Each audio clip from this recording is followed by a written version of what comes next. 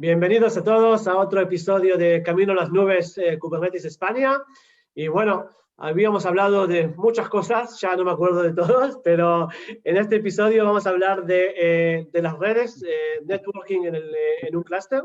Y bueno, Miguel Ángel, por favor. Pues sí, ya entramos en una cosa muy interesante. A mí me encanta, me parece particularmente, pues eso, ¿no? Interesantísimo, que es la red. Kubernetes ya hemos visto que es un sistema distribuido con un montón de máquinas, ¿no? Actuando en modo clustering, pero al final depende esencialmente del recurso de la red. Y curiosamente, el recurso de la red en Kubernetes por defecto no está configurada. Es decir, tú puedes tener tus máquinas corriendo, pero no hay conexión entre ellas. No se saben, no se conocen, no son amigos. Entonces, hoy vamos a hablar de esto, ¿no? De cómo funciona la red en Kubernetes y cómo podemos crear esa unión, esa amistad entre los nodos, ¿no? Para que empiecen a hablarse los unos a los otros. Como hemos dicho, la red existe tanto, bueno, no lo hemos dicho. Hay que tener en cuenta que la red existe tanto para los nodos como para los pods, porque dentro de la red completa, los pods son parte de ella, son como nodos también. Entonces, es importante tener en cuenta esto, porque al final nos permite entender que la máquina no solo se comunica con los pods que tiene en su máquina local, sino con los demás, y que los pods también pueden comunicar con el resto de nodos o recursos, bueno, máquinas que existen en la red, ¿no? Entonces, hemos dicho que por defecto Kubernetes no trae red configurada. Miguel, entonces, ¿qué hago con el clúster? Bueno, Me han vendido un juguete que no funciona. efectivamente, también de un juguete que no funciona. Y bueno, además, si queremos que esto funcione, hay una serie de checkpoints, ¿no? De una checklist que tenemos que cumplir para que esta comunicación sea posible. En primer lugar, todos los pods dentro del clúster, estén donde estén, en el nodo que estén, deben poder comunicarse entre ellos sin necesidad de ellos mismos realizar bueno, lo que se conoce como NAT, ¿no? Una traducción de direcciones. Después, todos los nodos deben poder también comunicarse con los pods y los pods con los nodos. Y la IP que ve el contenedor a sí mismo, o sea, con la IP con la que él se ve a sí mismo, debe ser la misma con la que los componentes externos que interaccionan con él lo ven. Con lo cual, tenemos ahí tres cosas que son necesarias para que el networking funcione en sí. Y no viene, o sea, no viene configurado. Un clúster recién desplegado no consigue que los pods se comuniquen entre ellos. Entonces, hay dos formas de solucionar este problema. Uno que es configurar la red manualmente, lo cual no es recomendable y es muy complejo, porque aquí entraríamos bueno, a nivel ya de Linux, de namespaces de red, crear interfaces virtuales y demás, lo cual es bastante complejo. Y por otra parte, tenemos lo que se conoce como el Container Networking Interface, más los plugins, que es la solución más utilizada y como veremos hay muchas soluciones que se encargan de configurarlo por nosotros. O sea, nos quitamos todo ese problema de encima. Y antes de seguir, cabe hacer aquí un pequeño apunte a nivel de Linux, porque puede que haya gente que no lo conoce, que a nivel del networking de Linux existen dos tipos de soluciones. Dos grandes grupos, las soluciones overlay y las soluciones non-overlay. Las soluciones overlay, por resumirlo rápidamente, ocurren dentro de la propia máquina Linux, con lo cual al final es el kernel de Linux el que emula una red. Al final, pues bueno, estamos creando una red virtual compuesta por interfaces virtuales y el tráfico de red que circula entre esas interfaces virtuales queda encapsulado. Tiene beneficios, pero también tiene una serie de problemas. Todo esto añade más latencia, porque al final, bueno, tenemos procesos software emulando interfaces de red. Y lo que es el enrutamiento, la configuración de todo el enrutamiento queda definida en la solución que definamos, ¿no? Al final no depende de elementos externos como routers, switches, etcétera. En las soluciones non-overlay, pues es justamente lo contrario. Dependemos del networking a nivel externo, enrutadores, switches y demás elementos intermedios, pero tiene una mejor performance. Esa es bueno, la relación de compromiso entre los dos.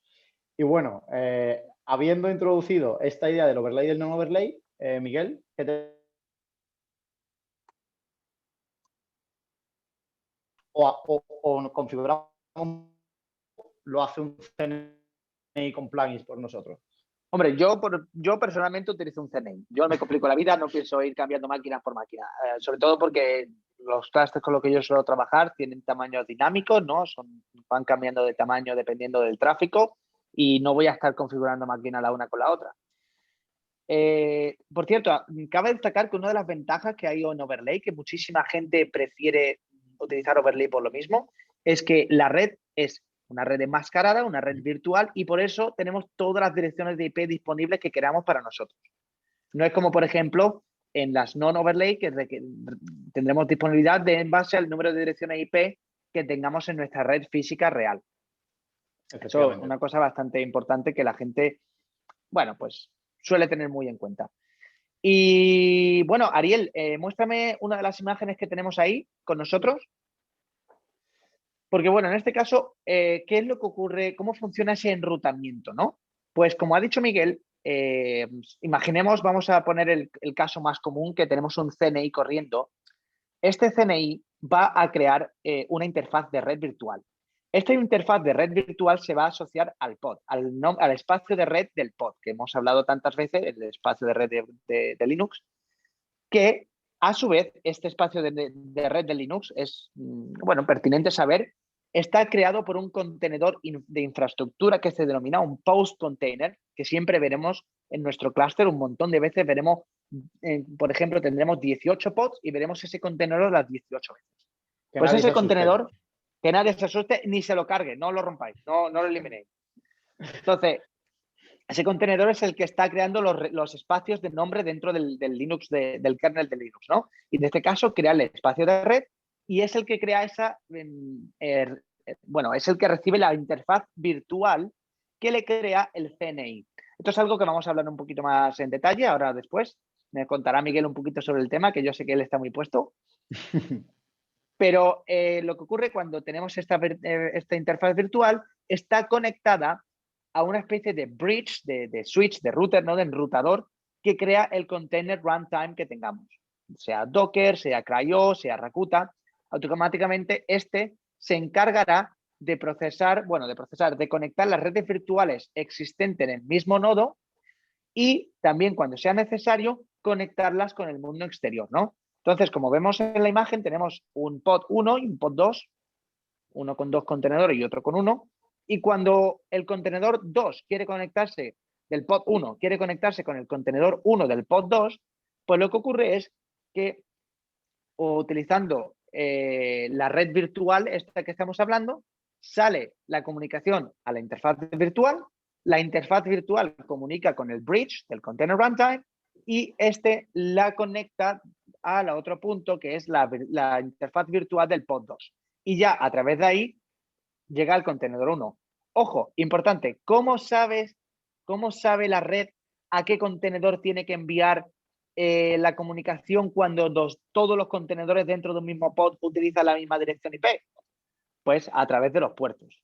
Es decir, si yo creo el contenedor 2 que va a estar expuesto en el puerto 80, el contenedor 1 no puede estar expuesto en el puerto 80. Eso es una limitación, o como si queremos decir una limitación, yo no creo que sea una limitación, es simplemente cómo funciona la arquitectura de red en Linux. No podrá, bueno, en Linux y en todo el mundo, ¿no? La arquitectura de red no podrá compartir el puerto. Y bueno, ahí ya hemos hablado del enrutamiento dentro del nodo, ¿no? ¿Qué pasa cuando queremos salir a otro nodo? Pues en este caso, si vamos a la segunda imagen, por favor, Ariel. Sí. Pues ahí vemos que ya el mismo enrutador que hemos hablado antes, este enrutador que crea el container runtime, ese bridge, se encargará de enviar la comunicación a la interfaz física del nodo, que ya aplicará la enrutación a la siguiente interfaz. Bueno, no aplicará enrutación, no, simplemente saldrá a la red y ya la red lo enrutará a la siguiente interfaz de red del nodo 2. Y ya en el nodo 2, esta interfaz está conectada al bridge de ese nodo y ya este bridge enviará la comunicación a la interfaz virtual correspondiente al pod número 2. Entonces, es algo muy complejo imaginaros si tuviésemos que hacer todo esto nosotros a manos. Para todo esto, esa creación de la interfaz virtual, con la conexión al bridge y todo este tipo de cosas que ocurren y la dirección IP que se asocia al pod, utilizamos por lo general un CNI. Y entonces, yo sé que tú, Miguel, estás muy puesto con el tema del CNI, así que explícanos cómo el CNI trabaja por detrás. Me he peleado con algunos. Bueno, bueno, básicamente un CNI, al fin y al cabo, a grosso modo, es un conjunto de librerías que pueden ser, o sea, el nombre es Container Networking Interface, que lo que ofrece es una interfaz abierta, un conjunto de librerías que pueden ser reutilizadas por plugins para configurar todas las cuestiones de red que ha estado introduciendo Miguel, ¿no? Entonces, al final, como decía, es una interfaz bien definido que puede ser llamado por Kubernetes para proporcionar funcionalidades de red. Y define a nivel de CNI 3 funciones principales. Add, que es añadir, del, que es borrar o eliminar, y version, que es obtener la versión. Entonces, con esa funcionalidad muy clara y esas interfaces muy bien definidas, elementos que se construyen por encima, o sea, estos plugins pueden hacer toda la configuración de red por nosotros. Entonces, por ejemplo, supongamos un plugin cualquiera, al final, a través de este CNI y de estas funcionalidades, pues estos scripts, estas librerías, interactúa con el nodo que está por debajo, por ejemplo, como ha dicho Miguel, en los entornos dinámicos, cuando aparece un nuevo nodo, para proveer de interfaces de red y de configuraciones a los contenedores, configuraciones de red a los contenedores que van desplegándose allí dentro. Ese post container, que es el que genera el namespace de red, cuando aparece, por ejemplo. Cuando aparece uno nuevo, ¿verdad, Miguel? Cuando aparece un contenedor nuevo, porque hemos levantado un pod, este plugin que por debajo habla con el CNI, lo detecta y se encarga de la asignación de direcciones IP y de la configuración asociada. Y además se encarga de administrar las direcciones IP del nodo, porque en los casos non-overlay, en los que tienes que disponer de varias IPs externas, también la gestión la lleva a cargo de ese plugin. En el caso de Amazon, con el CNI de Amazon del que hablaremos, ¿no? Entonces, una cosa curiosa, Miguel, una cosa curiosa, hablando de red overlay y non-overlay, como dijiste antes, en el modo, los plugins que crean redes overlay, tú has dicho antes que también administra lo que es el enrutamiento. Es decir, en este caso, este pod que corre en cada nodo también se encargará de establecer o crear una tabla de enrutamiento para saber cómo conectar a esas direcciones IP virtuales que existen en otros pods o en otros nodos. Efectivamente. Porque necesitas tener, claro, como no confías en elementos externos para enrutar, necesitas tener esas rutas presentes en algún punto. Entonces, ya que hemos hablado del CNI, vamos a hablar de las soluciones de red, ¿no? De los plugins que se utilizan por encima. Realmente hay muchas y yo he usado varias y supongo que Miguel también. Al final, como hemos dicho, son soluciones que utilizan las funcionalidades de CNI existentes o crean funcionalidades adicionales por encima. Y bueno, existen las más conocidas Calico, Flannel, Webnet, Cilium, AWS Node, que es el que viene por defecto bueno, no el que viene por defecto, el que recomienda AWS cuando utiliza su servicio gestionado de Kubernetes. Y no todas implementan las mismas funcionalidades y algunas, bueno, son más complejas que otras porque hay algunas que son muy sencillitas, otras que implementan o con las que puedes emular casi cuestiones de enrutamiento muy complejas. O sea, depende de tu entorno, de la performance que necesites, etcétera. La elección depende de tu caso de uso, depende de lo que tengas. Yo, por ejemplo, a día de hoy estoy utilizando la propia de Amazon porque no tengo unos requisitos de performance súper altos realmente y si los tuviera me viene bien, pero tampoco tengo unos requisitos de direcciones IP digamos, muy altos, ¿no? Porque al final no son clústeres tan grandes, con lo cual, aunque tenga muchos pods, digamos que tengo un rango de red muy grande dedicado para los contenedores, no tengo problemas, porque como es un sistema non-overlay, toma direcciones IP de fuera, pero a mí no me produce problemas. Depende del entorno, realmente. Depende de quién administre el clúster y cómo quiera administrarlo. Y bueno, lo dicho, algunas soportan tanto el modo overlay como el non-overlay, con lo cual también depende el entorno en el que se vaya a desplegar. Miguel, supongo que tú con Amazon, ¿qué soluciones? Pues fíjate que yo al principio empecé con Calico, nosotros íbamos con Calico y bueno, me gustaba mucho, la verdad que era muy curioso, fue algo con el que aprendí muchísimo también, pero ahora utilizamos AWS Node. Es cierto que desde que utilizamos el servicio EKS, o que por lo general yo utilizo el servicio EKS en mi trabajo, sí es cierto que utilizamos el recomendado por Amazon. Bueno, yo anteriormente estaba utilizando Weave, que es un poquito más sencillo, en on-prem.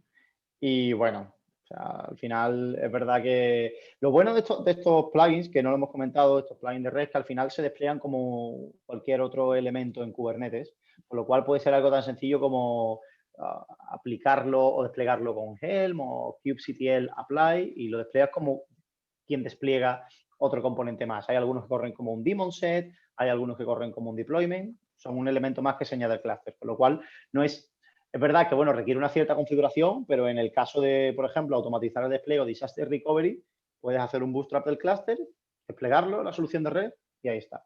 Lo cual es importante, siempre los creadores de los CNI, de los distintos CNI, siempre suelen tener digamos, el manifiesto completo o el paquete de Helm para que la instalación sea casi automatizada, no automatizada, sino súper sencilla para el usuario. ¿No? Simplemente a lo mejor te dicen, cambia esta variable por la dirección IP de tu clúster o tu bloque de red, el bloque de red de tu clúster. Si no, es básicamente desplegar y go. Y eso que se pueden customizar mucho, pero para la mayoría de los clusters, si no se está haciendo ningún tipo de computación de alta performance o ningún tipo de magia arcana, vale con la configuración por defecto. Bueno, sí, la verdad que Miguel Ángel, tocaste esto un segundo. Si yo quiero empezar a jugar y hacer mi primer deployment de un clúster, ¿necesito entender mucho en el mundo de las redes de networking? ¿O puedo decir, ok, usamos los plugins, el CNI y está todo bien? Digámoslo así, para el 99% de los casos que funciona, no te hace falta saber mucho de red. El problema va a ser cuando algo se rompa o cuando algo no funcione como tú esperas. Porque ahí ya sí es verdad que vas a tener que entrar un poquito en profundidad en lo que hace el CNI, cómo funciona la red y qué es lo que está pasando, ¿no? Pero por lo general, Ariel, como usuario regularmente, no te hace falta mucho conocimiento de red, puesto que el CNI lo abstrae completamente y además Kubernetes, como ya veremos en futuros episodios, recursos como Network Policies para que puedas restringir accesos, digamos, de un pod a otro a nivel de red. También lo hace de manera muy abstraída, ¿no? Muy abstracta. Bueno, un apunte ahí. No todos los plugins de red soportan las Network Policies. Cuidado, chavales. Cierto, esto es muy cierto. Esto es muy cierto. Cuando elijáis el CNI tenéis que tener en cuenta muchísimos factores. Eso sí es cierto. Entonces, no todo es tan fácil, ¿no? Y hay no, pero por ejemplo, como quizá el primer clúster que alguien utilice sea un servicio gestionado, probablemente la guía del servicio gestionado te va a recomendar utilizar un componente. En el caso de Amazon te recomiendo utilizar el suyo propio. Es sencillo, funciona y puedes continuar con ello. Y creo que de hecho viene, seguro, creo no, sí, seguro viene instalado por defecto, así que no tienen ni que instalarlo. Y creo que Google Cloud, que no recuerdo porque hace tiempo que no creo un clúster ahí, creo que también viene con Calico. También. Sí, viene con Calico por defecto. Así que no os preocupéis que la red en un servicio administrado está funcionando, no tienes que tocar nada. Y voy al otro lado. Si no quiero usar ningún servicio y configurar todo yo solo, ¿ustedes ven como un use case que sí servirá a hacer algo o no? Hombre, al final en on-prem hay muchos casos de soluciones on-premise que se levantan con... Me refiero, al final todos los providers de... Todas las empresas que fabrican plugins de red intentan hacerlo lo más fácil posible. La documentación suele ser muy buena. Con lo cual, si tienes que montarlo de cero, probablemente, siguiendo su documentación y los casos de uso avanzados, puedas adaptarlo a tu situación. Cosa curiosa es que en Kubernetes el CNI es un proyecto muy, digamos, separado, así que te puedes crear el tuyo propio. Si ves que, por ejemplo, por algún motivo los productos ahí disponibles en el mercado no te favorecen por el motivo que sea, siempre puedes hacer un poco de magia arcaica, como le gusta a Miguel, y crear... arcaica, me he liado. Magia arcana, perdón, y crear tu propio CNI, ¿no? Entonces, ahí te vas. Pero bueno, ante la duda, hay muchos artículos también comparando la mayoría de soluciones que hay, con buscar por ahí, y bueno, y te dan sobre todo a nivel de gestión de direcciones IP, nivel de performance, etcétera, te dan las pautas principales. O sea, te comparan los 5 o 6 mejores del mercado. Okay. Muy Miguel, bien. creo que yo he perdido a Ariel ahí un momento, ¿eh? Se me ha quedado ahí. No, pero está puesta la bien. imagen. Lo Vale, ahora. importante es que yo escucho y los veo bien, así que está todo bien. Todo genial, todo genial. Bueno, entonces la verdad, muy interesante y bueno, seguimos para adelante. Muchas gracias Miguel y Miguel Ángel y bueno, hasta el próximo. Muchas gracias a todos y bye bye. Muchísimas gracias. Bye, bye. Nos vemos en la próxima. Gracias a Hasta vosotros. luego. Chao, Adiós. chao.